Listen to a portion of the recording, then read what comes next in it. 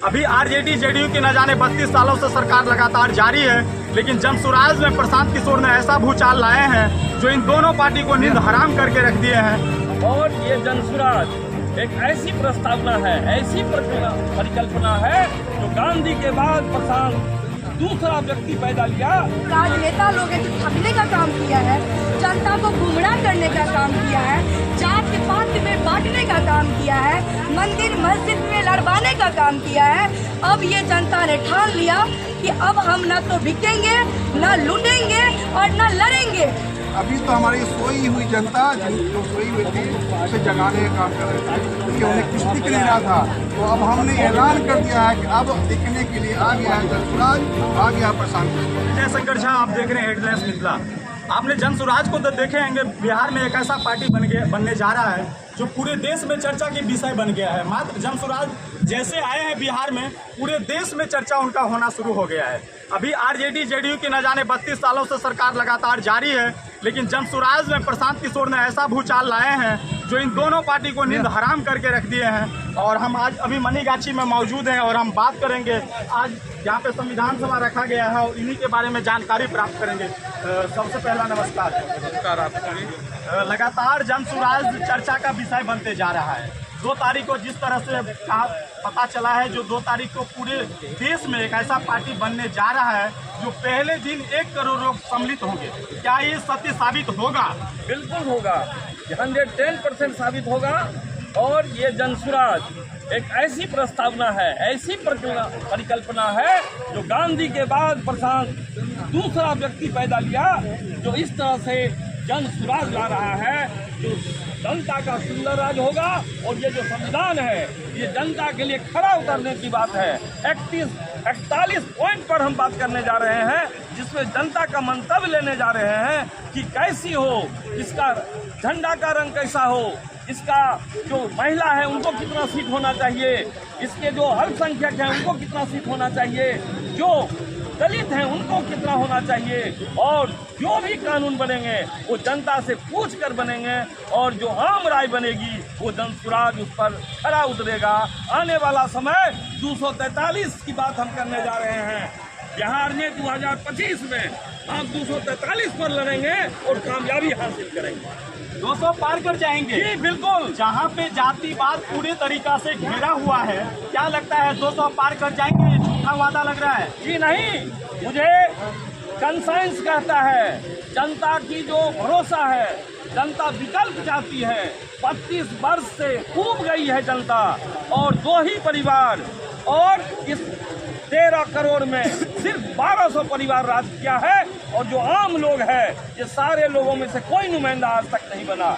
इसलिए उन लोगों में आशा की किरण है। वो लोग एक मुश्त होकर के जनसुराज को वोट करने जा रहा है। और हम बिहार में जो बोल रहा हूँ, ये मॉब कहता है, ये जनता की उम्मीदें हैं। हम 200 पार करेंगे और 2025 में जनसुराज का राज होगा। इसका परिचय होगा, क्योंकि ये विधानसभा नजदीक है। जैसे जैसे विधानसभा नजदीक आ रहा है, वैसे वैसे जनसुराज लगातार अपनी अलग अलग प्रखंड में जा करके अपनी परचम लहराते हैं। हमारे साथ एक और नौजवान है, इनसे भी जानने की प्रयास करेंगे। सबसे पहले आप अपना नाम बता दीजिए।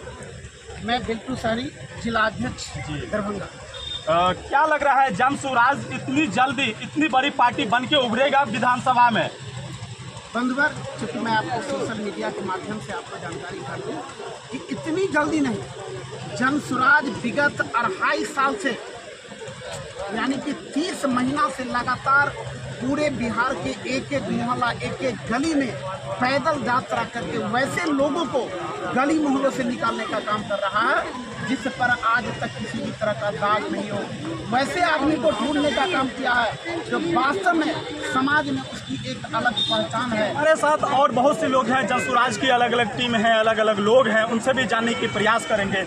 अभी जिस तरह से बात कर रहे हैं, जो इसमें कोई भ्रष्टाचारी नहीं है, या हम ऐसे लोगों को लेंगे जिनके पास सब कुछ, कोई उनके चरित्र पे दाग ना हो। क्या लगता है, ऐसे ही जब दिल्ली की सरकार बना था उसी समय में ये कहा जाता था अरविंद केजरीवाल जो हम कभी भ्रष्टाचार नहीं होने देंगे, उन्होंने साफ सुथरा राजनीति करते थे। उनके बाद जब वो सत्ता में आए तो आज देख रहे हैं उनकी हालात क्या है। क्या ऐसा नहीं लग रहा है जो प्रशांत किशोर भी अगर सत्ता में आ जाएंगे तो क्या भरोसा उन पर किया जाए? सबसे पहले प्रशांत किशोर जी सत्ता में जनता की बात तो करते ही नहीं है, मुख्यमंत्री बनेंगे ही नहीं।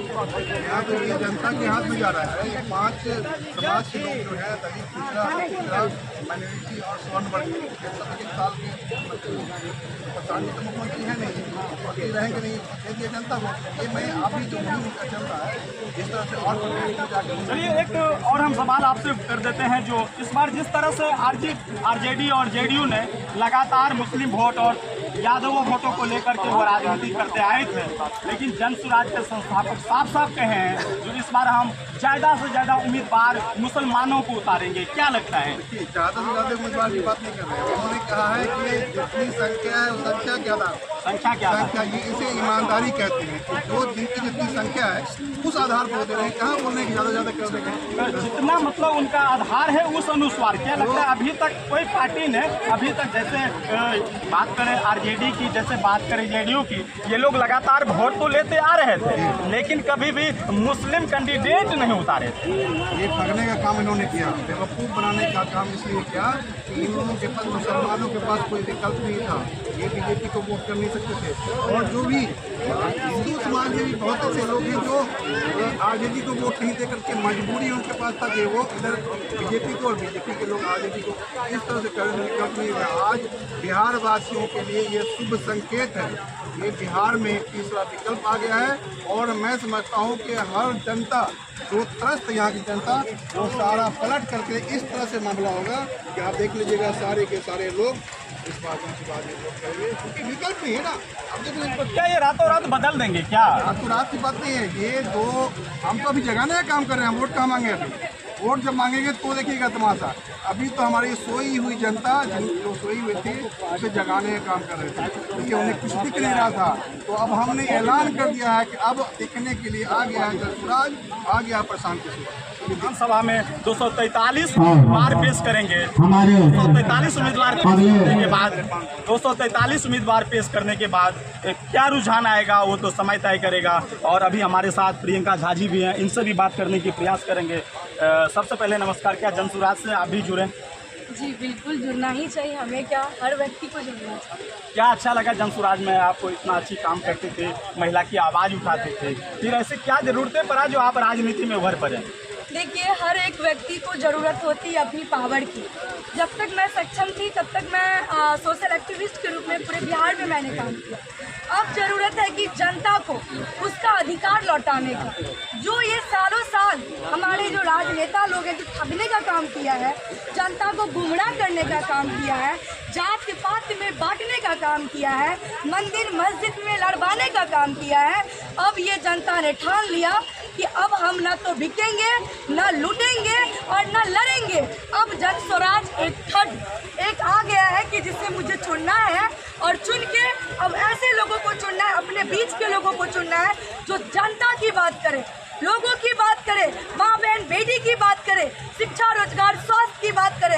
हमें ऐसे सुंदर राज की जरूरत है, ऐसे जंगल राज की जरूरत नहीं है।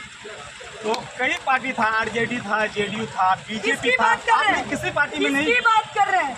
आरजेडी की बात करते हैं, जेडीयू की बात करते हैं, भारतीय जनता पार्टी की बात वही पार्टी है जब सरकार में आते तो ये कहते उसके सामने जंगल राज था, जब इनकी पार्टी आती है कहती महाजंगल राज है। भैया कोई तो मंगल राज लाओ यहाँ कि सालों साल जंगल राज चलेगी, बेटियों की आबरू लूटी जाएगी। ये कब तक बेटियों की आबरू लूटी जाएगी? अब हम लोगों के बीच से जनता तय करेगी कि हमारा नेता। हमारे साथ प्रियंका जी जुड़े और जिस तरह से बात की है, आपने कई जगह इनको महिला की आवाज़ उठाते देखते होंगे। कई महिला की कोई भी आवाज़ लगातार आवाज़ उठाते थे। तो अभी हम मनीगाछी में मौजूद थे, आप देख रहे हैं हेडलाइंस मिथिला। हम लगातार अलग अलग पार्टी की हर चीज़ दिखलाने के प्रयास करते हैं, किसकी क्या बात है आपके बहुत बहुत धन्यवाद। मैं अगले एपिसोड में पुनः मिलेंगे, तब जय हिंद।